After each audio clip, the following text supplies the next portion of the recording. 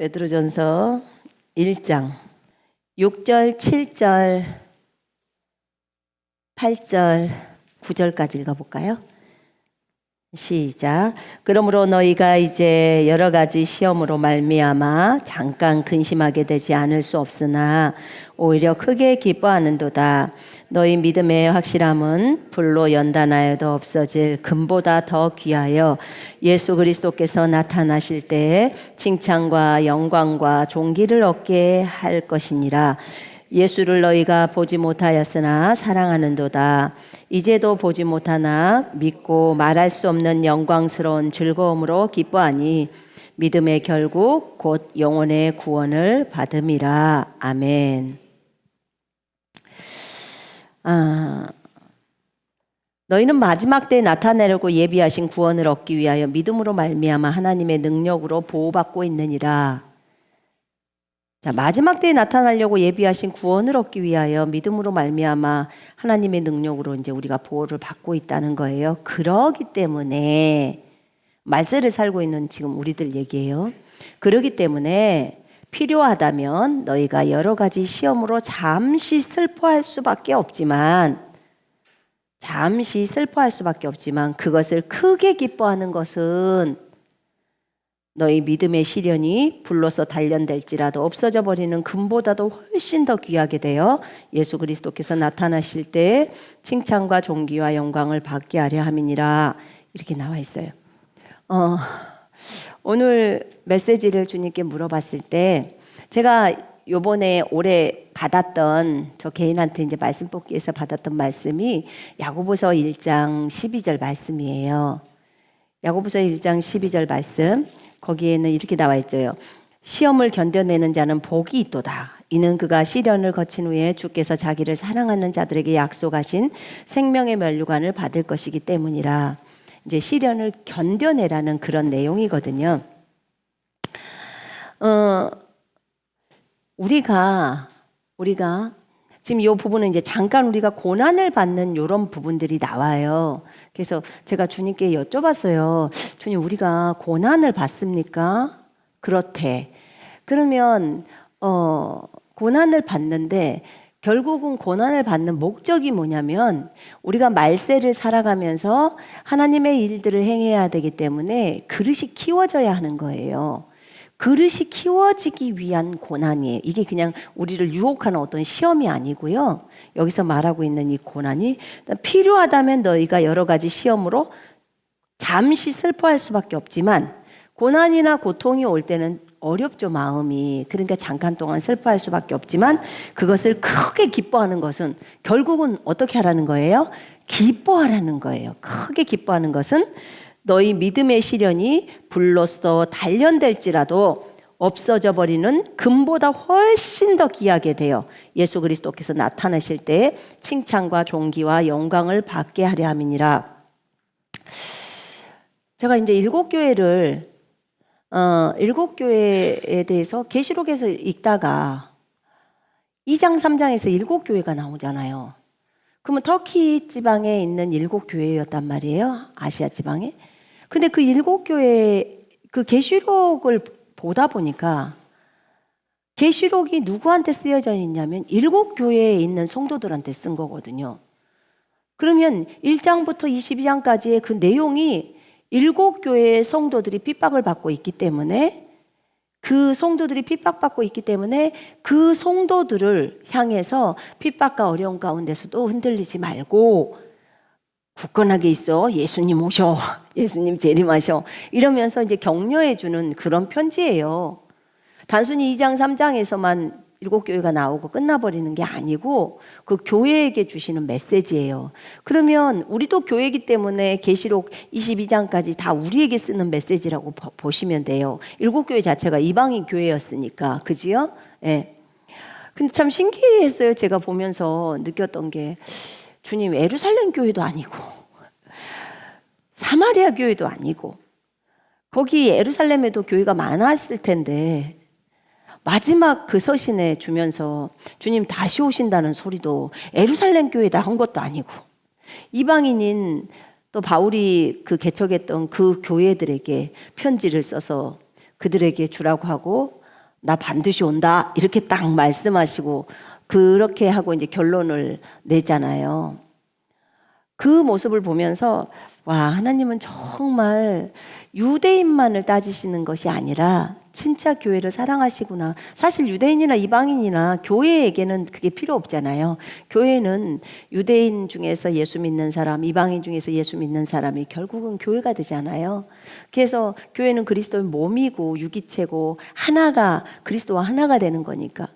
그래서 그걸 보면서 느꼈던 게 하나님께서는 참 이방인들도 너무 사랑하셨고 그들에게 마지막에 이렇게 말하고 결국 예루살렘으로 그 예수님이 오시지만 재림으로 오시지만 어찌됐든 그 터키에 있는 7 교회에게 그 메시지를 남기고 이제 성경의 결론을 맺습니다.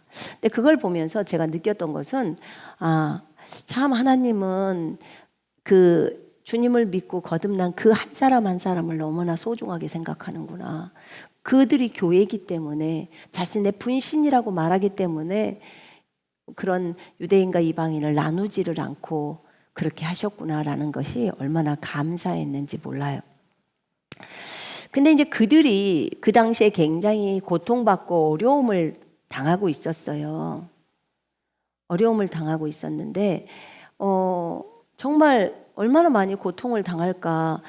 그러니까 우리가 7 교회의 내용들 보면은 그들이 그 많은 고통과 어려움을 주님이 안다고 하잖아요. 그러면서 이제 그렇게 내용이 나왔는데 제가 이제 나중에 터키를 가야 되기 때문에 주님께 물어봤어요. 주님, 왜 터키는 무슬림이 98%예요? 98%야. 아까 저기 마제도 형제한테 물어보니까 방글라데시는 80%라던데. 여기 터키는 98%. 또 미즈미른가 어디 거기가 서머나 지역이더라. 서머나 교회가 있던 자리더라. 근데 거기는 99%래요. 1%가 무슬림이 아니요. 그런데요. 왜 그곳이 그렇게 됐나요? 바울이 있었을 때 그렇게 많은 사람들이 에베소에서는 더 이상 복음 전할 데가 없을 만큼 그렇게 다 복음을 받아들였는데 그곳 지역이 다 무슬림화가 됐어요. 왜 그랬나요? 그랬더니 결국은 마지막 때 핍박이 있어야 되잖아요. 그죠? 네. 핍박이 있어야 또 펼쳐지잖아요. 그래서 그 부분을 또 허락하셨다는 것을 알겠더라고요. 그렇구나. 하나님의 온전하신 뜻대로 되어지겠구나. 그래도 희망이 있는 게요. 제가 계산해 봤어요. 10%면은 거기 터키 인구가 8천만인가 기래요. 8,500인가? 8천만이면 10%면 800만이죠?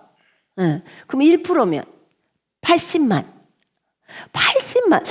80만이 기독교인이 있을 수 있겠구나. 물론 또 무교도 있을 수도 있겠네. 근데 어쨌든 80만 정도 좋다 이거야. 30만 빼고 50만만 기독교인이 있어도 와, 이건 해볼 만하겠다. 정말 희망이 너무 많이 생기는 거예요. 제가 예전에 다른 나라들 놓고 기도했을 때 그 기독교가 거기에 무슨 5% 이래도 와, 너무 적다 막 이랬는데 지금 1% 전체가 기독교인지 아닌지도 모르겠지만 굉장히 큰 희망이 생기더라고요. 여러분 왜 희망이 있냐면 우리는 빛이잖아요. 그죠? 우리 속에는 그리스도가 계신단 말이에요. 우리가 어디를 가든지 그리스도와 우리가 그곳에 가면 그리스도가 그곳에 계셔요. 그죠? 그렇기 때문에 희망이에요. 그래서 여러분들은 저기 어둠 가운데 희망입니다. 그리스도 때문에 희망입니다. 아멘. 그래서 절망할 필요가 있을까요? 없을까요? 없어요. 언제 절망해야 되냐면 하나님이 돌아가시면 절망해야 돼요. 근데 우리의 평생에 주님이 돌아가실 일이 있어요? 없어요? 없어요. 그러니까 우리는 항상 기뻐해야 되는 거예요. 그 말이 맞는 거예요. 그러니까 절망을 하다가 또는 기분이 나쁘다가 항상 기뻐하라 이 말씀을 딱 생각하니까 예수님의 인생은 항상 기뻐하라지 그게 딱 되어지는 거예요. 그리고 얼른 그것을 바꾸는 거예요. 여러분 그래서 기뻐하십시다. 무엇 때문에 그렇게 슬픕니까? 제가 말했어요. 우리가 슬퍼해야 될 일은 딱 한 가지밖에 없어요. 언제? 하나님 돌아가실 때. 그때 외에는 슬퍼서는 안 돼요. 우리의 존재 자체가 하나님께 영광을 돌리기 위해서 만들어진 존재이기 때문에 기뻐하라고 하는 거예요. 여기도 그렇잖아요. 필요하다면 너희가 여러 가지 시험으로 잠시 슬퍼할 수는 있겠지만 그것을 크게 기뻐하는 것은, 여기서 작게 기뻐하라는 것도 아닙니다. 맞죠?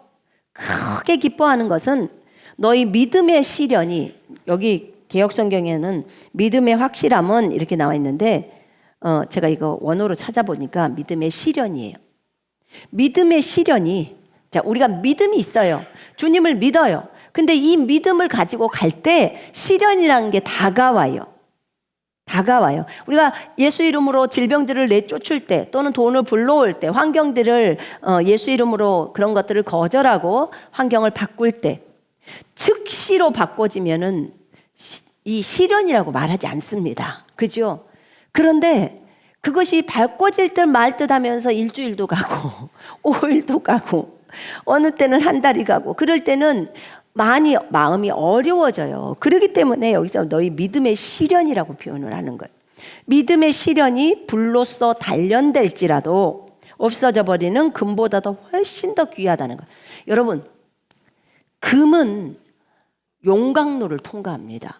그래야 거기에서 불순물들이 빠져나와요.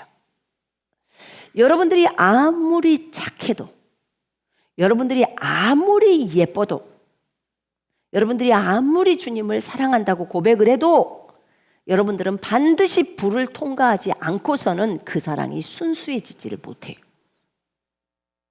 여러분, 금도요, 그 불을 통과했을 때 순금, 그 불순물들이 빠지고 순수한 금이 만들어지는 거예요. 근데 하나님이 욥도 빚을 때, 또 우리 다른 사람들도 빚을 때 정금같이 나오려면요, 불을 통과해야 돼요. 불이 뭐냐면 시련이라고 말하는 거예요. 자, 요셉을 보면요, 요셉이 시련을 겪었나요? 안 겪었나요? 겪었어요. 17살의 요셉은 밴댕이 소갈딱지예요. 얼마나 마음이 작은지 조금만 뭐 있으면 지가 아버지한테 가서 다 고자질해. 지가 형들을. 근데 30몇 살의 요셉이지, 39살의 요셉. 39살 때 형을 만나잖아요. 그때 뭐라 그래요? 형들이 나를 판 게 아니고 하나님께서 나를, 형들의 생명을 살리려고 나를 먼저 이집트로 파견 보냈나이다. 이 17살의 요셉의 말, 조금만 잘못하면 형들을 흉보고 가서 고자리됐던 요셉하고 39살의 요셉이 그 상태로 고독 갔으면 돌 갖고 찍어 죽여야 돼, 형을. 자기를 인신매매 시켰으니까. 그런데 하나님께서 형들의 생명을 살리려고 나를 형들 앞서서 이집트로 보냈습니다. 이건요, 일반적인 인간들이 할 수 있는 말이 아니에요. 이건 하나님의 마음이 들어간 사람들이 할 수 있는 말이에요. 여러분, 이건 너무너무 중요한 거예요. 요셉이 어떻게 빚어졌을까요? 그 13년의 과정 속에서 자신이 노예로 팔려갔고, 그 다음에 또 감옥에서 억울하게 누명을 쓰고, 그렇게 섬김을 하면서 그가 달라진 거예요. 그런 요셉, 그러고 나서 너무나 아름답게 바뀌어졌어요. 자, 제가 여러분한테 물어볼게요. 여러분, 지금의 모습에 만족하십니까? 아니면 그리스도의 장성한 분량까지 가고 싶습니까? 자, 손 한번 들어봅시다. 나 그리스도 닮고 싶습니다. 그리스도의 장성한 분량까지 가고 싶습니다. 예, 손 내리세요. 안 드신 분들은 지금 걸로 만족하신다 그 말이죠. 예. 네. 대부분은 지금 다 손을 들었어요. 그렇다면 여러분들에게 시련은 필연적으로 와야 되는 거예요. 고난은 필연적으로 와야 되는 거예요. 왜요? 지금의 이 모습을 갖고는 그리스도의 장성한 분량까지 못 가요. 그러니까 부지런히 나를 깨뜨려버려서 나를 예수 그리스도를 닮아갈 수 있도록. 그래서 입에서도 예수의 말, 생각도 예수의 생각, 감정도 예수님의 감정을 표출하고 행동도 예수의 행동을 나올 수 있을 만큼 나를 깨뜨리셔야 되는 거예요. 맞죠? 왜냐하면 지금 우리가 분명히 그리스도의 장성한 분량 예수님 닮고 싶다고 했어요. 이건 진심이에요. 저도요, 너무 닮고 싶어서 주님 저를 깨뜨려 주세요 이렇게 기도해요. 주님 저를 완전 불태워 주세요. 내 육신적인 거 다 태워버리고 오직 주님의 성분만 남아서 표출되게 해주세요. 제가 이렇게 기도해요. 제가 여러분들도 그렇게 기도해요. 너무 심했나요? 이렇게 되면 여러분들에게 고난은 안 올 수가 없어요. 어떤 고난이냐면 여러분들을 그리스도처럼 만들기 위해서 여러분의 육신적인 것들을 깨뜨리는 것이 고난이라고 지금 말하고 있는 거예요. 반드시 깨져야 되겠지요? 주님은 우리가 이 고난을 받는 것에 대해서 두려워하는 걸 원하지 않아요. 두려워한다는 것은 받기 싫다는 거잖아요. 원치 않는 거잖아요. 예수님의 제자로 따라갈 때 시련은 필수적입니다. 왜 필수적이냐? 아까 말했잖아요. 육신적이지 않다면 시련이 올 필요가 없어요. 근데 육신적이기 때문에 와요. 왜 우리가 꿈을 꿀 때 무서운 꿈을 꿀까요? 왜 그런 무서운 꿈을 꿀까요? 무서운 꿈을 꾸고 나면 새벽에 더 이상 잠을 안 잔다. 그러면 자동으로 기도한다. 이것 때문에 그러는 거예요. 나는 무서운 꿈 안 꿔도 새벽에 잘 일어나요. 그러면 무서운 꿈 안 줘요. 무서운 꿈 안 꿉니다. 잘 일어나니까. 나는 왜 갑자기 음란한 꿈을 꿀까? 여러분, 음란한 꿈을 꾸는데 이유가 있어요. 실질적으로 음란해서 꾸는 경우도 있지만요. 옛날에 음란하다가 지금은 이제 음란 안 해요. 음란 안 한지 이제 음란 보기도 싫고 듣기도 싫고 진짜 입에 내놓기도 싫어. 그런데도 음란이 꽂힌다. 그러면 얼른 일어나요. 제가 음란한 꿈을 꾸고 나잖아요. 그러면 이제 지금은 거의 안 꾸거든요. 그런 게 거의 없는데 과거에 그 꿈을 꾸잖아요. 그럼 이제 열이 받아요. 열이 받아서 막 씩씩거리는 거예요. 하나님, 내가 음란 싫다고 했잖아요. 이제 진짜 진절머리 나요. 우리 미라클 아이들 10개월 동안 방학시켜놨더니 완전히 너무 많이 봐가지고요. 선교사님 제발 학교 좀 오게 해주세요.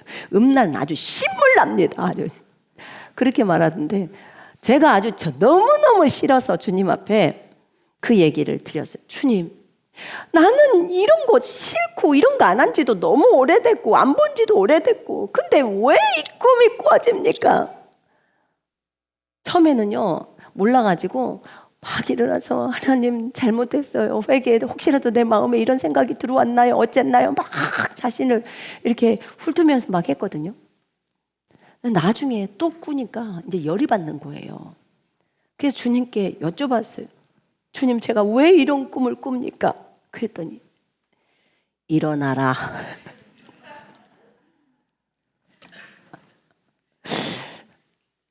네? 그랬더니 기도하라고 하는 것이다. 어떤 기도요? 중보해라. 지금 급하게 중보를 해야 되는데 일어나라게도 안 일어나. 그래서 내가 싫어하는 것들이 주어지는 거예요. 그럼 음란한 꿈 꾸고 잠잘 사람 있어요? 열받아서도 못 자요. 그러니까 자동으로 일어나는 거예요. 주님은 지금 위급 상황이라 중보 기도가 올라와야 되는데 깨워도 안 일어나는 거예요. 여러분, 제가 정말 주님 앞에 너무 부끄럽고 죄송한 것은요, 모기 소리가 나면 일어나요. 웽 하면 여러분 안 일어나요? 일어나서 불 켜고 잡잖아요, 모기를. 그거 내가 한 날은 세상에 내가 모기를 하나님보다 더 무서워한 거 아니야, 이거? 그러니까 모기 소리는 듣고 일어나면서 주님이 일어나라는데 안 일어나. 이거 완전히 주님을 경외하는 것이 아니네. 우리가 우리 자신을 돌아봐야 돼요. 그러니까 하나님은 우리를 깨우셔서 지금 전 세계 급한 기도 제목이 빨리 올라와야 되잖아요. 사람이 교통사고 있고 위급 가운데 있는 경우도 많은데 빨리 방언으로 기도로 올려야 되잖아요. 그래서 제가 그 다음부터는 이상한 꿈을 꾼다든지 갑자기 아기가 울면서 일어나서 아이 때문에 깬다든지 막 이런 것 때는요, 주님 제가 무엇을 기도할까요? 이것 먼저 물었어요. 이제는 알으니까. 그럼 딱 어떤 생각을 줘요.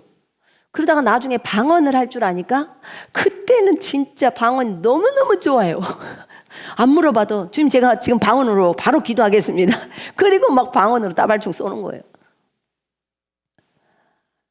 그러니까 그 음란한 꿈 안 꾸고 싶으시면, 가위 눌리는 거 안 하고 싶으시면 그냥 자동으로 좀 일어나세요. 일어나서 새벽에 기도를 해요. 하나님이 원하시는 기도를 올리라 그 말이에요. 이렇게 하나님은 때로 우리를 깨우실 때 이런저런 방법들을 사용하십니다. 아까 무엇을 얘기했냐면 시련을 얘기했어요. 우리를 넓히기 위한 어려움 당하는 거. 그러면 우리가 넓어질 때 어느 때 넓어지냐면 주님하고 기도 가운데서 또는 말씀을 보는 가운데서 주님이 계시를 주거나 말씀을 주거나 주님의 사랑을 알게 될 때 우리가 마음이 하나씩 넓어지는 거예요. 그러니까 하나님은 교제를 위해서 우리를 깨우시는 거예요. 근데 우리가 못 알아듣고 주님 잠깐만요, 좀 30분만 더 자고요, 또는 1시간만 더 자고요, 막 이렇게 하는 경우가 있잖아요. 우리가 원하는 대로 또 기도를 올리고. 근데 이러면서 이제 우리는 영적으로 성장해 가거든요. 근데 우리 믿음의 시련이 불로 단련되는 것이 금인데 그 금보다도 더 귀하게 된다는 거예요. 와, 불을 통과해서 나온 금, 정말 순금이라고 말하는데 그것보다도 훨씬 더 귀하게 된대요. 이 믿음의 시련은, 우리가 주님 때문에 당하는 시련 말이에요. 그 금보다도 더 귀하게 돼요. 예수 그리스도께서 나타나실 때 칭찬과 존귀와 영광을 받게 하려 함이라. 결국은 우리한테 상급을 주기 위함이라는 걸 알겠죠? 그렇죠? 여러분, 이것은 우리에게 상을 주기 위함이에요. 그러면 시련은 딱 여러분들이 생각하실 때, 시련은 나에게 상급을 주기 위함이구나. 시련은 곧 상이구나. 이 변한 축복이에요, 축복. 사실은 시련은 우리에게 주시는 상급, 축복이란 말입니다. 여러분, 야고보서 1장에 보면요, 나의 형제들아, 너희가 여러 가지 시험에 빠질 때면, 시험을 당하게 되면 그것을 모두 기쁨으로 여기라. 이는 너희 믿음의 시련이 인내를 만들어내는 줄을 너희가 알미라. 믿음의 시련은 무엇을 만들어낸다고요? 인내를 만들어내요. 오늘 성령의 열매 배웠죠? 성령의 열매 안에 인내 있어요, 없어요? 있어요. 제가 볼 때는 성령의 열매 가운데 가장 어려운 게 인내인 것 같아요. 오래 참아. 자식이 말도 안 들어. 맨날 게임만 해. 그런데 한 20년 참으라고 그래. 처음부터 20년 참아라 이러면 너무너무 힘들어요. 그러니까 주님 몇 년간 해야 돼요? 이런 거 물어보지 말아요. 그냥 너무 힘든 게 그거 알면. 그렇잖아요. 근데 감사한 게 그나마 자식이라서 감사해요. 남편이면 벌써 끝나. 남편이거나 형제지간이거나 그러면 너무 힘들어요. 정말 힘듭니다. 근데 자녀는 내 속에서 나왔잖아요. 그렇기 때문에 부모들이 인내하고 또 인내하고 포기했다고도 아니야, 그러면 안 되지, 다시 내가 돌보지 않으면 누가 돌봐, 이러면서 또 인내하고. 우리의 믿음의 시련이 인내를 만들어낸대요. 인내를 온전히 이루어라. 이는 너희가 온전하고 잘 갖추어져서 아무것도 부족함이 없게 하려 함이라. 그럼 뭐야? 인내가 되어지면 온전해져 버린다는 거예요. 인내. 정말 어려운 거. 아브라함은 25년 후에 기도 응답 받았어요. 그죠? 자식 주는 거 25년. 우리 보통 사람 같으면 못할 것 같아요. 25년. 근데 이렇게 하나님의 약속을 신실하게 붙들고 있더라고. 주님은 여기 야고보서에서도 그 시험, 시련을 기쁨으로, 모두 기쁨으로 여기래요. 그럼 예수님의 인생 속에서 시련은 기쁨일까요? 아닐까요? 기쁨이지요. 기쁨이에요. 40일 금식 예수님 하실 때 얼마나 힘드셨을까요? 진짜 많이 힘드셨을 거예요. 근데 주님은 우리 때문에 기뻐하셨어요. 십자가에 달릴 때도 기뻐하셨어요. 우리 때문에. 기뻐하셨다고요.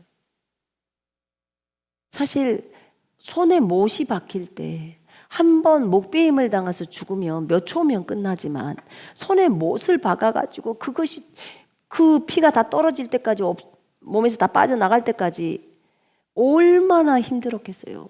그 시간이 고통 같은 시간 얼마나 힘들었을까. 얼마나 힘들었을까. 근데 그분 또한 우리 때문에 기뻐하신 거예요. 근데 우리는 그렇게 겪지는 않잖아요. 남편이 힘들게 한다, 자녀가 힘들게 한다, 직장에서 힘들게 한다, 돈 때문에 어렵다, 인간관계 때문에 어렵다. 이것을 가지고 주님이 우리를 빚어가시거든요. 환경 때문에. 근데 사실은요, 이 많은 시련들이 오는 것이 결국은 우리에게 인내를 만들고 우리를 온전하게 만들어서, 그래서 주님 앞에 아무것도 부족함이 없는 잘 갖추어진 존재로 만들려고 이렇게 하시는 거예요. 그러면 굉장히 좋은 거잖아요. 그죠? 너무너무 좋은 거예요. 그런데 성경에서 보니까요, 우리가 보통 시험을 당할 때 욕심 때문에 받는 시험도 있어요. 자신의 욕심. 욕심 때문에는 유혹이 들어오죠. 근데 그 유혹은 거절하면 돼요. 근데 대부분이 받는 시련은 우리 크리스찬으로서 주님만을 사랑하면서 주를 위해서 살아가려고 할 때, 그때에는 주님 때문에 받는 핍박도 되게 많습니다. 주님 때문에 받는 핍박. 그래서 그 시험을 견뎌내는 자가 복이 있다고 하는 거예요. 견뎌내야 해요. 또 예수 믿으면 너 우리 집에서 나가. 예수 안 믿으면 우리 집에 살아. 그러면 핍박을 받으려면 끝까지 받아야죠. 그죠? 그리고 예수님을 시인해버려야죠. 근데 집에서 나가라고 한다고 금방 예수 안 믿을게 이러면 안 되잖아요. 분명히 성경은 시험을 견뎌내는 자는 복이 있다고 합니다. 그가 시련을 거친 후에 주님이 자기를 사랑하는 자들에게 약속하신 생명의 면류관을 받을 것이기 때문이라 이렇게 나와 있어요. 여러분, 주님은 우리가 시험을 받을 때 기뻐하라고 하셨습니다. 그러면 우리의 생각을 전부 바꿔야 되겠죠. 예전에는 하루 있다가 기뻐했다면 이제는 1시간 있다가 기뻐해야 되고, 좀 더 빨리 10분 있다가, 안 그러면 1분 있다가, 안 그러면 즉시로 이렇게 가까워져야 합니다. 이게 예수님의 인생이에요. 자, 선을 행하다가 고난을 받고 참으면 그것은 하나님께서 기뻐하실 만한 것이 되느니라.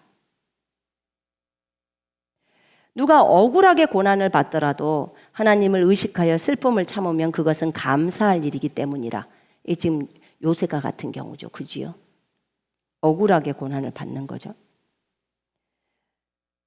이를 위하여 너희가 부르심을 받았으니 그리스도도 우리를 위하여 고난을 받으시고 우리에게 한 본을 남겨놓으시어 너희로 그의 발자취를 따르게 하셨느니라.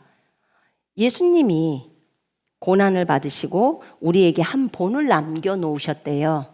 그러면 그분이 가신 그 고난의 본을 우리한테 받으라고 하는 거예요. 그분의 발자취를 따르는데 어떤 거냐? 그는 죄를 짓지도 아니하셨고 그 입에는 간사함도 없으셨으며 모욕을 당하셨으나 모욕으로 갚지 아니하셨고. 자, 저쪽에서 여러분들을 욕해요. 자, 어제 우리가 복음도 전하고 갔는데 어제는 2사람이나 저한테 수고하신다고 하고 갔어요. 근데 이거는 감사할 일이잖아요. 근데 어떤 사람은 옆에 와서 욕을 XX 하고 가는 사람들도 있잖아요. 그러면 우리에게 모욕을 줬지만 예수님도 모욕을 당하셨으나 모욕으로 갚지 아니하셨고, 이것이 본이에요, 우리에게. 그러니까 우리도 모욕으로 그 사람이 욕했다고 나도 욕하면 큰일 납니다. 예수 믿으세요 라고 해야 되는 거예요. 우리가 그것을 하러 갔으니까. 그리고 그 영혼이 지옥 가면 안 되잖아요. 그죠? 고통을 당하셨으나, 예수님이 고통을 당하셨으나 위협하지 아니하셨으며 오직 의롭게 심판하시는 분께 자신을 의탁하셨느니라. 그렇게 의탁을 하셨다는 거예요. 여러분, 우리도 주님을 본받아서서 우리가 어떤 고통을 당해도 그 사람을 위협해서는 안 된다는 거예요. 그리고 하나님께, 예수님께 우리 자신을 의탁하는 거예요. 지금 이게 예수님이 이 고통을 당하실 때, 고난을 당하실 때 우리에게 한 본을 남기셨는데 요렇게 하셨다는 거예요. 악을 악으로 갚지 않고 욕을 욕으로 갚지 않고 오히려 복을 빌어줘라. 복을 빌어주라는 거예요.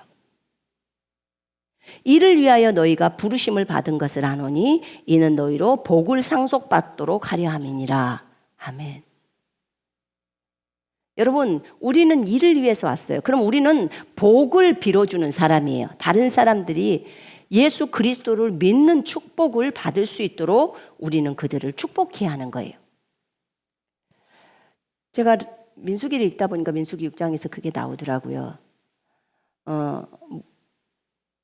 주께서 모세에게 명령하여 이르시되 아론과 그의 아들들에게 이렇게 말해라. 그들은 이스라엘 백성들을 축복하라고, 내 이름으로 축복하라고, 여호와의 이름으로. 여호와께서는 너희에게 복 주시기를 원하며 여호와께서는 너희에게 얼굴을 드사 평강 주시기를 원하고 은혜 주시기를 원하노라. 이렇게 하라는 거예요. 그러면 그렇게 말을 했기 때문에 내가 그들에게 그대로 복을 줄 것이다. 이렇게 말했어요. 그러면 여러분이 제사장이란 말입니다. 그럼 여러분은 여러분의 입으로 여러분의 가족들, 남편, 자녀, 부모, 자식, 또 이웃 다 축복을 할 수 있어요? 없어요? 있어요. 그러면 거기 민수기 6장의 말씀에 따라서 여러분이 여호와의 이름으로, 예수의 이름으로 축복하면 그 축복이 그대로 간다는 거예요. 왜냐하면 하나님께서 거기다 약속을 딱 하셔버리더라고. 내가 그대로 네가 말한 대로, 제사장이 말한 대로 축복해 주겠다. 그러면 건강을 축복하면 축복이 와요, 안 와요? 와버리는 거예요. 지혜를 축복하면, 그러니까 지혜가 오기를 축복하면 그 지혜가 온다는 거예요. 그럼 여러분의 입에서 축복의 말들이 나가야 되겠죠? 자, 옆 사람 보시면서 지금부터 한마디라도 당신은 올해 예수 그리스도 이름으로 강건하시기를 제가 축복합니다. 이렇게 한번 해보세요. 자, 그렇게 여러분들이 하잖아요? 그러면 그대로의 축복이 가는 거예요. 제 말이 아니고요. 민수기 6장 말이에요. 그 말씀이 그대로 이루어질 걸 저는 믿습니다. 자, 이렇게 우리는 복을 받은 자, 복을 상속받은 자고 복을 나눠주는 자입니다. 왜냐하면 복의 근원이신 분이 우리 안에 있죠. 그지요? 예. 자, 그러기 때문에 자, 너희가 의를 위하여 고난을 당한다면 복 있는 자들이니 그들의 위협에 두려워하지 말고 동요되지도 말라. 의를 위하여 고난을 당한다면 복음 때문에, 예수님 때문에, 교회 다니는 것 때문에 고난을 당한다면 복 있는 자들이고 그들 상대방의 위협에 두려워하지 말라는 거예요. 그리고 동요도 하지 말라는 거예요. 그럼 두려워하면 그건 예수님의 인생이 아니죠. 두려워하지 말라는데 의를 위해서 핍박을 받았기 때문에 두려워하지 말라라는 거예요. 주님이 그랬잖아요. 원수 갚는 것은 나에게 있으니 내가 갚아줄게. 대신에 너는 그 원수한테 잘해줘. 원수가 목말라거든 물도 주고 배고파거든 먹을 것도 줘. 그러면 머리에 숯불을 쌓는 거야. 그리고 원수는 내가 갚아줄게. 내가 갚아야 확실히 갚아. 이렇게 주님이 말하는 거예요. 우리가 갚아봤자 조금밖에 못 갚아요. 그죠? 주님이 확실하게 갚아줍니다. 어떻게? 그분을 구원으로. 그러면 구원으로 갚아주면 정말 가장 좋은 거 아니에요? 우리한테도 최고의 상급이죠. 그리고 그분은 또 천국 가니까 너무 좋은 거고. 우리가 두려워할 것이 아닙니다. 두려워해야 될 이유가 없습니다. 아멘. 너희를 연단시키려는 불같은 시련에 관하여 너희에게 어떤 이상한 일이 일어나는 것처럼 이상하게 여기지 말고, 베드로전서 4장에서 말합니다. 도리어 너희가 그리스도의 고난에 참여하는 자들이 되는 것이니 즐거워하라. 이는 그의 영광이 나타나실 때 너희도 큰 기쁨으로 즐거워하게 하려 함이니라. 너희가 그리스도의 이름을 위하여 욕을 당하면 복이 있느니라. 이는 영광의 영 곧 하나님의 영께서 너희 위에서 안식하고 계시기 때문이니라. 아멘. 여러분, 그 불같은 시련, 우리를 연단시키려고 오는 그 불같은 시련에 대해서 이상하게 여기지 말라는 거예요. 나에게 왜 이런 일이 일어났을까? 그거 질문하지 말라는 거예요. 나에게 왜 이런 일이 일어났을까? 너를 빚으려고 하는 거지. 왜 내가 이런 고난을 받아야 하나요? 뭐 때문에 받아야 하나요? 제가 언제가 주님한테 그 질문을 한 적이 있어요. 제가 왜 이렇게 고난을 당해야 하나요? 네가 나에게 기도했지 않니? 제가 고난을 달라고 기도했나요? 아니, 너가 영적으로 성장하기를 원하고 나를 닮기를 원했잖아. 네, 그러려면 시련이 와야 해. 너를 깨뜨려야 하기 때문이야. 제가 그때 알았어요. 아, 주님을 닮아가려고 하면 시련은 오는구나. 그렇지 않고서는 깨지지가 않아요. 여러분, 자기를 부인하고 십자가 지는 삶, 그게 사실은 여러분들에겐 큰 고난이에요. 근데 그거 없이는 성장이 안 되잖아요. 인정하시죠? 저도 정말 인정합니다. 네, 주님이 우리를 사랑하셔서 우리의 기도에 응답해 주는 거예요. 그게. 그래서 우리로 하여금 더 주님만을 의지하게 만들고 더 하나님만을 바라볼 수 있도록. 그랬잖아요. 오늘 오전에 그 오전 메시지에서 오직 예수님께만 초점을 두고 오직 예수님께만 관심을 두게 하려고. 오직 예수님께만 초점을 두고 예수님께만 관심을 두려면 어떻게 해야 돼요? 남편이 무진장 잘해준다. 그럼 어떻게 예수님께만 관심을 둔대요? 남편하고 놀러 다니죠. 그래야 되잖아요. 근데 남편이 핍박해봐요. 자동이에요. 예수님께 관심을 두는. 자동이에요. 여기는 왜냐면 맨날 핍박이 나니까 거기서 못 있어. 그러니까 맨날 주님 품으로 주님께로만 오는 거예요. 마음에 어려움이 있으니까 감사해요. 그런가. 그래서 적당하게 핍박이 있는 게 감사한 거예요. 적당한 게. 아무것도 핍박이 없이요 있으면요 큰일 나요. 그때부터는 진짜 무서운 거예요. 타락할까 봐. 근데 이렇게요 나로 하여금 주님께로 더 가까이 가게 만드는 거예요. 영적으로 여러분이 성장하면요 주님이 이제 네가 알아서 해라 이래요. 그러면 이제 그때는 주님 무서워요. 주님 적당하게 이렇게 해주세요. 근데 네가 조절할 수 있다라고 해요. 많이 잘한 거예요, 여러분들이. 여러분, 우리는 그리스도의 고난에 참여하는 자입니다. 주님이 주시는 영광을 받기 위해서는 고난도 함께하라고 로마서 8장에 나와 있어요. 그리스도의 고난에 참여하는 자들이 되는 것이니 너희가 불같은 시련이 그리스도 때문에 오는 것은 그것은 그리스도의 고난에 참여하는 거예요. 야, 그래서 뭐라고 해요? 성경에서 큰 기쁨으로 즐거워하래요. 자, 집에 계시는 남편이나 시부모님이나 또 자녀들이 여러분들을 핍박해. 그러면 여러분들 어떻게 해야 돼요? 이 추운데 꼭 전도하러 가야 되겠냐? 이렇게. 그럴 때 여러분들 어떻게 해야 될까요?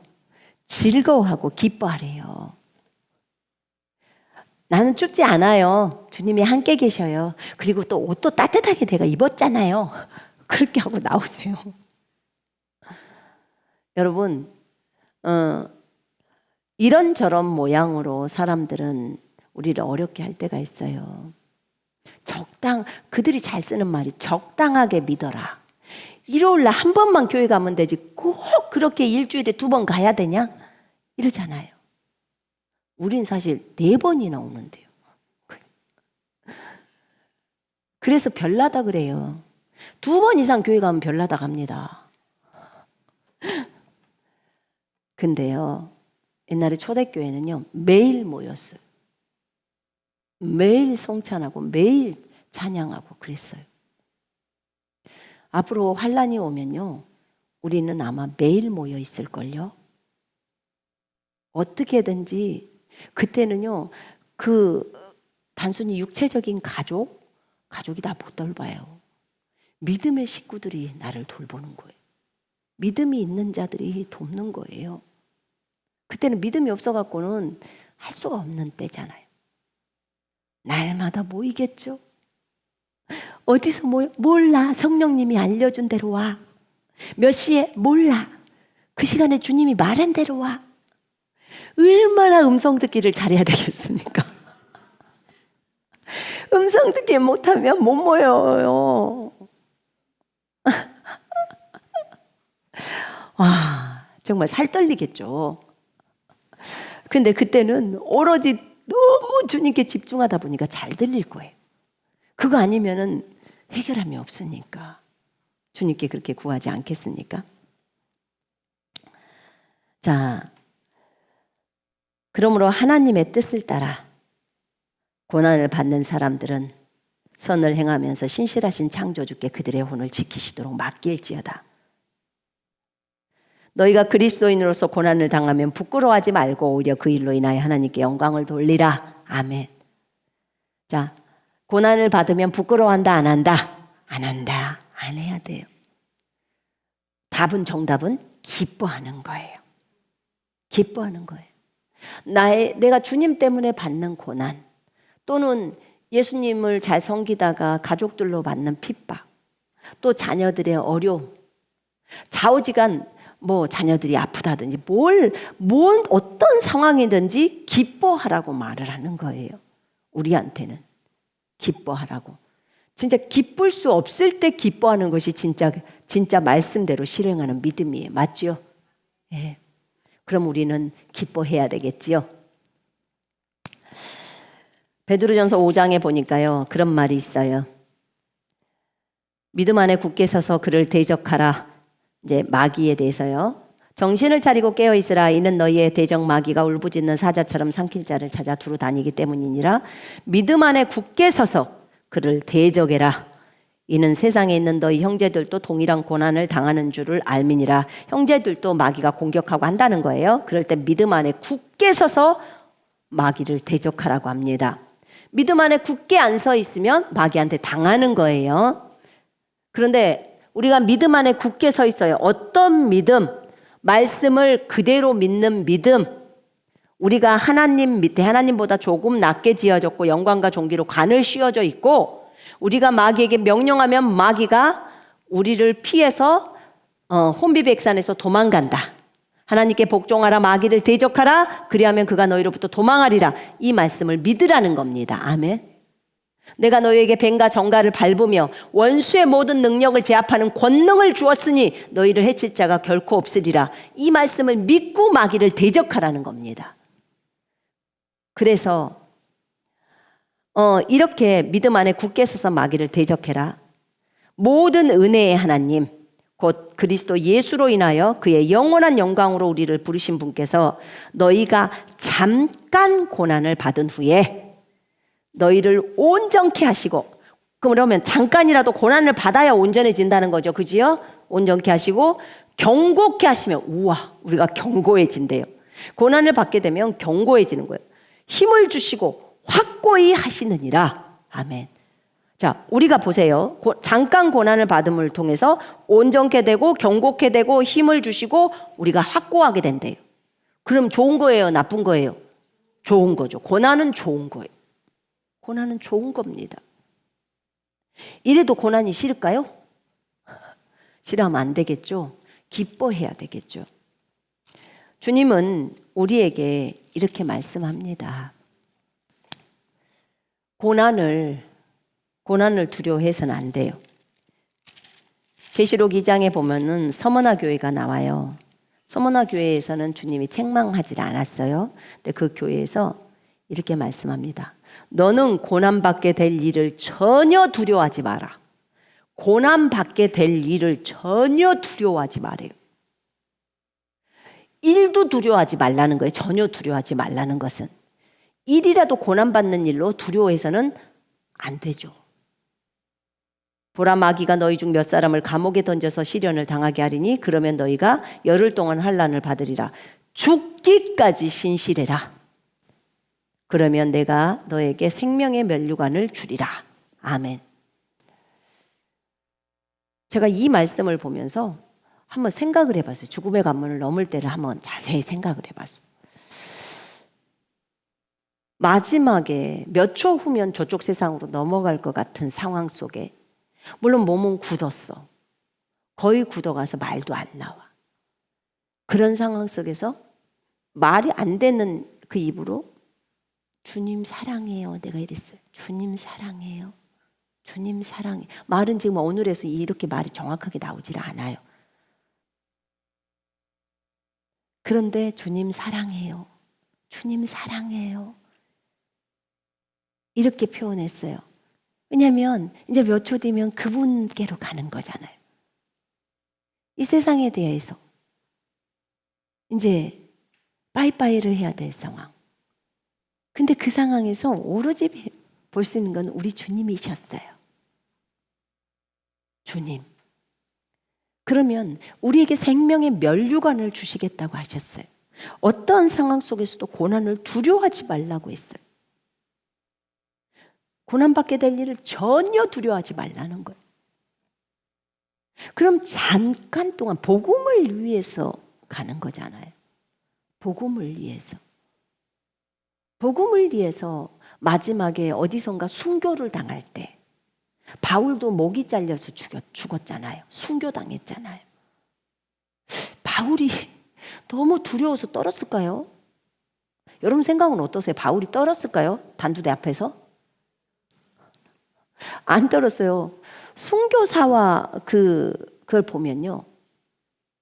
그 순교사와? 거기에 보면 잠깐만요. 혹시 뒤에 미디어 팀에서 그 순교사왕가 그거 몇 분짜리 있거든요. 네, 그거 준비가 되면 제가 설교 끝나고 좀 틀어주세요. 거기 보면요, 얼마나 초대교회 성도들요 정말 담대하게 죽어가더라고. 예수님으로 가득 차버렸어, 마음 안이. 그래서 사자굴에서 사자에게 잡혀먹거나 화형을 당하거나, 그 사람들은 네가 예수를 부인하면 너를 살려줄 거야. 예수를 거절하거나 예수를 싫어하고 예수를 욕하거나 하면 살려줄 거야. 그런데 나는 예수 그리스도 오직 그분의 종입니다. 예수 그리스도는 나의 주인이고 나의 하나님입니다 하고 거기서 불타가면서 죽어가요. 그런데도 하나도 두려워하지를 않고 있어요. 너무너무 정말 그들의 믿음을 보면서요, 그들이 주님을 사랑하지 않고서는 그럴 수가 없잖아요. 주님 때문에 받는 고난이에요. 여러분, 우리는 주님 때문에 받는 고난을 당하다가 죽어야 합니다. 아멘. 주님이 어떤 우리에게 그 고난을 허락하신단 말이에요. 고난을 허락하실 때 그 고난이 복음 때문에 당하는 고난이어야 하고, 그 다음에 예수님의 이름 때문에 당하는 고난을 받으면서 순교로 나아가야 하는 거예요. 내가 잘못해서 고난을 받으면 안 되잖아요. 그죠? 여러분, 설령 내가 잘못했어도 너무 그 절망 가운데 있지 마요. 물론 잘못했을 때 제가 음란했잖아요. 음행을 저질렀잖아요. 그래서 하나님 앞에 이빠이 회개하고 정말 괴롭고 많은 시간을 회개하면서, 근데 하나님이 내가 너를 사랑한다 하셨어요. 그리고 그때부터 내가 주님하고 교제하면서 말씀에 깊이 들어가서 말씀을 보기 시작하고 그 말씀을 삶 속에 실행하는 걸로 진행해 갔어요. 그러다 보니까 믿음이 커졌던 거예요. 주님이 하셨어요. 그런데 우리가 범죄했어도 예수님은 우리를 다 용서하셨어요. 그죠? 그러니까 이제는 그 절망 가운데서 일어나서 이제 걸어 나와야 돼요. 그리고 하나님을 향해서 나아가는 거예요. 주여. 여러분, 제가요, 그 믿음의 본으로 삼았던 인물이 바울이었어요. 바울도 죄인 중에 괴수예요. 바울은 음행은 안 했을지 몰라도 바울은 교회를, 그리스도의 분신인 교회를 너무 많이 파괴시켜버린 인물이에요. 그냥 사형에 해당되는 죄악이에요. 그런데 그를 하나님이 불렀잖아요. 그죠? 그리고 바울이 어디를 가든지 자기가 그렇게 큰 죄인이었기 때문에 그 죄인 중에 괴수라고 하는 거예요. 얼마나 죄가 컸으면. 그런 자기를 예수님께서 살려주셔서 주님의 교회를, 자기가 파괴시켰던 그 교회를 돌보게 하는 거예요. 그 은혜가 컸던 거예요. 죄가 많은 곳에는 사실 은혜가 많습니다. 그래서 죄를 저질렀을지라도 여러분 회개하고 돌이켜서 주님께로 오면 돼요. 그리고 열심히 주님을 섬기면 돼요. 섬기면 돼요. 왜냐하면 나 같은 죄인을 살려주신 그 은혜가 고마워서 맨날 나 같은 죄인 살리신 그 은혜 놀라워. 또 저 그거 완전히 내 18번이에요. 그렇게 계속 불렀어요. 얼마나 은혜가 큰지. 그렇게 또 죄를 많이 저지르는 사람은요, 많이 저질렀다가 주님께 돌아와서 완전히 돌이킨 사람은요, 주님 안 떠나가요. 왜냐면요, 죄를 너무 많이 저질러서 그 받은 은혜가 너무 큰 거예요. 근데 누가 주로 떠나죠? 모태신앙이 떠나요. 왜냐면 체험이 약해. 근데 우리 같이 타락했다가 돌아온 사람, 완전 타락했다가 돌아왔죠. 이런 사람은 웬만해서는 다시 안 떠나요. 그 세상이 징해서 다시 가기 싫은 거예요. 여러분, 누가 누구를 정죄합니까? 우리가 죄인이었는데, 내가 죄인이었는데, 우리가 의인된 것은 주님의 은혜잖아요. 그죠? 그래서 우리 자신이 정말 그리스도를 섬기다가 바울처럼, 바울은 자기가 너무 죄인 중에 괴수였다고 했기 때문에 자기가 여기서 핍박을 받고 돌에 맞았어도 감사한 거예요. 나 같은 죄인을 써주신 주님, 나를 의인 만들어주신 주님, 너무 감사합니다. 여러분 한번 사람들을 가만히 잘 봐봐요. 그리스도인들을. 저 사람이 어찌하여 저렇게 믿음이 좋을까? 어찌하여 저렇게 하나님을 사랑하고 저렇게 어떤 가운데서도 요동하지 않고 견고하게 간가? 한번 봐보세요. 과거를 한번 들어보세요. 죄인 중에 괴수예요. 그 은혜가 크기 때문에 못 떠나는 거예요. 그 은혜가 너무 커서. 그래서 때로는 하나님이 그 과거의 죄들을, 있던 죄인들을 부르시고 그들을 쓰시는 거예요. 그렇다고 죄를 많이 저지르라는 소리 아니에요. 죄를 많이 저질렀다고 자랑하라는 것도 아니에요. 그러나 성경에서는 죄가 많은 곳에 은혜가 많았더라고 적어져 있어요. 교회를 몇 개 파괴시켜 보신 분, 교회를 몇 개 파괴시켜 보신 분, 그 바울의 죄가 얼마나 큰 줄 아시겠죠? 그렇게 무서운 죄악이에요. 교회를 한 개만이라도 파괴시키면 엄청 무서워요. 그의 죄악이 너무 커버리더라고요. 이거는 예수님의 몸을 찢어버린 거예요. 근데 감사한 것은 우리가 기도하면 주님 저 사람이 모르고 그랬어요. 모르고 그랬어요. 이렇게 해주시면 주님이 봐줘요. 바울도 예수님이 진짜 살아있는지를 몰랐잖아요. 그죠? 모르고 그랬다고 말했어요. 그러나 그가 그렇게 했기 때문에 받은 고난이 커요. 너무 많이 매도 맞고 너무 많이 오해도 받고 아마 사도들 중에 가장 어려움을 많이 당하지 않았을까요? 그런데 자신은 내가 달려갈 길을 마치고 이제 믿음을 지켰으니 나에게 의의 면류관이 준비되어 있다고 얘기해요. 그렇게 당당하게 단두대 앞에서 고개 내밀고 죽어요. 나는 우리 모두가 그랬으면 좋겠어요. 그렇게 끝까지 믿음을 지키다가 이슬람이 있는 지역에 가서 죽든 중동 지방에 가면 순교가 아주 자연스러울 겁니다. 중동에 가서 죽든 뭐 어디 다른 지역에 가서 죽든 복음을 증거하다가 예수의 이름을 증거하다가 가야 되지 않겠습니까? 아멘이시죠? 그 죽음이 가장 아름다운 죽음 아닙니까? 그 순교의 피가 뿌려져 있음으로 인해서 그 사람 때문에 또 많은 영혼들이 구원받게 되잖아요. 적어도 우리가 저 하늘에 있다가 이 땅에 내려온 거거든요. 이 땅에 내려왔으면 적어도 이 땅에 온 목적이 그리스도를 증거하려고 온 거잖아요. 예수 믿고 그리스도의 신부로서. 그러면 적어도 그리스도를 증거하다가 죽어야 될 거 아닙니까? 그것이 가장 아름다운 죽음 아닐까요? 나는 그 믿음이 안 되고 나는 겨우 예수님 믿으세요. 그 정도 괜찮아요. 그것만이라도 하다가 순교당하면 그거 순교로 쳐줘요. 생명의 면류관이 주어져요. 또 신부급에 들어가. 와, 엄청나네. 적어도 이루고 가야죠. 그죠?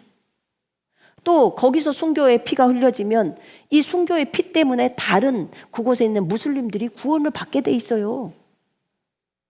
그렇게 되어 있어요. 여러분, 그리스도 때문에 받는 고난을 기뻐하십시다. 아멘. 기뻐하시고 즐거워하십시다. 질병으로 고통을 당한다? 여러분, 질병은 예수 이름으로 대적해야 합니다. 아멘. 분명하게 예수님이 채찍에 맞음으로 우리가 나음을 입었다고 했기 때문에 질병은 거절하고 대적해야 돼요. 마귀도 주님이 뭐라 했어요? 마귀를 대적하라. 그리하면 그가 너희로부터 도망하리라. 이렇게 나와 있어요. 그럼 그걸 믿어야 돼요. 믿고 행동해야 되는 거예요. 나머지 환경 가운데서 여러분들에게 사람들이 고통을 주거나 고난을 줄 때 기뻐하면서 그거 다 상급이에요. 우리를 더 넓히는 거예요. 우리의 마음이 더 넓어지는 거라고 했어요. 우리가 초대교회 성도들처럼 그렇게 가십시다. 아멘. 그렇게 갈 때 하나님께서 여러분들을 보면서 아주 기뻐할 거예요. 성경에 나오잖아. 주께서 나타나실 때 칭찬과 존귀와 영광을 준다는 거예요. 그리고 주님이 나타나실 때 이 땅에 믿음이 있는 자를 볼 수 있겠느냐. 그런데 주님 제가 여기 있습니다. 주님이 다 알아요. 네가 나를 위해 이렇게 했구나. 얼마나 감사합니까? 여러분들과 함께 전우가 되어져서 그렇게 끝에 우리도 초대교회 성도들처럼 그렇게 주님을 배웠으면 좋겠습니다. 끝까지 너는 살아서 예배해라. 그러면 여러분들은 예배해야 돼요. 그러나 중간에 순교해서 올라와라 그러면 아멘 하고 순교해서 올라갈 수 있는 우리 모두가 되었으면 좋겠습니다. 고난을 기뻐하십시다.